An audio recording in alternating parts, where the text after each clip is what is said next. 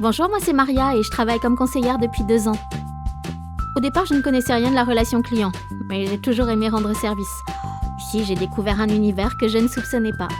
J'ai appris à communiquer de façon conviviale et professionnelle, à me servir de différents applicatifs informatiques, à utiliser des bases de données, à respecter des procédures, enfin plein de choses. Comme dans tous les métiers, il y a des bons et des mauvais côtés. Mais ce que je préfère dans mon job, c'est l'ambiance sur le plateau et l'entraide entre collègues. Le matin, j'essaye toujours d'arriver un peu avant parce que faire coucou aux collègues avant de commencer, pour moi, c'est sacré.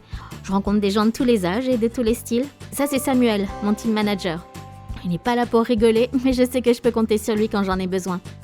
Allez, c'est parti pour une journée de téléphone. Salut, moi c'est Samy et je travaille pour une compagnie d'assurance. Ma mission, c'est de rappeler des prospects, c'est-à-dire des clients potentiels qui ont fait une demande de devis sur le site internet de la compagnie. Et mon rôle, c'est détecter si nous pouvons les assurer sans courir trop de risques, et si c'est le cas, de leur vendre un contrat d'assurance adapté. Il faut poser les bonnes questions, puis savoir argumenter en présentant les bénéfices de notre offre. J'ai débuté en tant que conseiller il y a 6 mois pour un fournisseur d'énergie.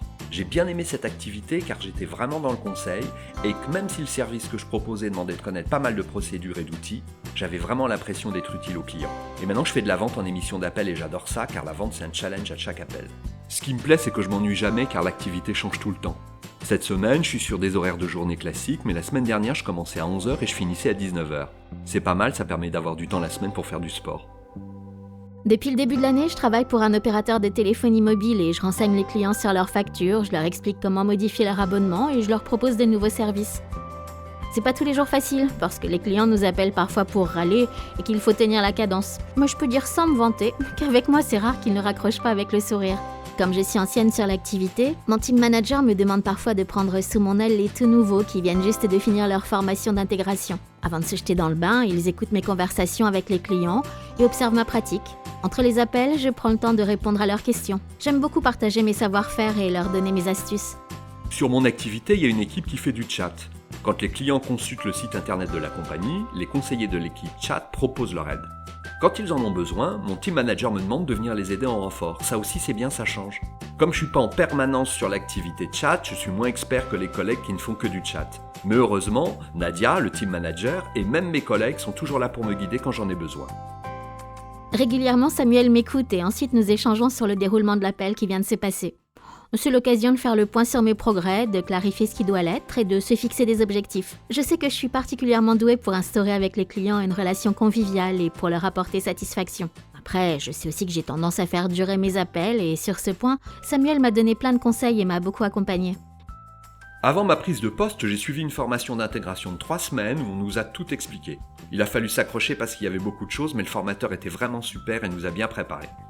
Comme les services que nous proposons évoluent souvent, nous participons régulièrement à des formations qui durent entre 1 heure et une demi-journée pour que nos connaissances et nos pratiques soient à jour.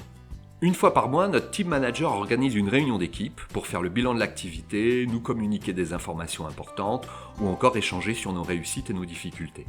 C'est vrai que ça fait du bien de sortir du plateau quelques heures, mais surtout c'est toujours très instructif et un vrai moment de convivialité. La semaine dernière, le service de ressources humaines a lancé un appel à candidature pour un poste de formateur. Formatrice, ça me dirait bien. J'en ai parlé avec Samuel et il m'a encouragée à postuler.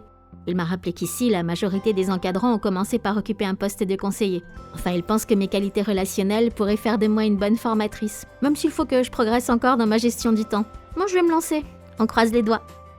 Voilà, j'ai fini ma journée. On a eu pas mal d'appels aujourd'hui et je suis bien content que ce soit terminé. J'adore la façon dont on communique par chat et je me dis que je passerai bien un plein temps sur cette activité. Je sais pas si je vais faire ma carrière ici, mais pour le moment ça me convient bien. Et de toute façon, je sais que tout ce que j'ai appris ici me servira pour plus tard, quel que soit le métier que j'occuperai et l'entreprise pour laquelle je travaillerai.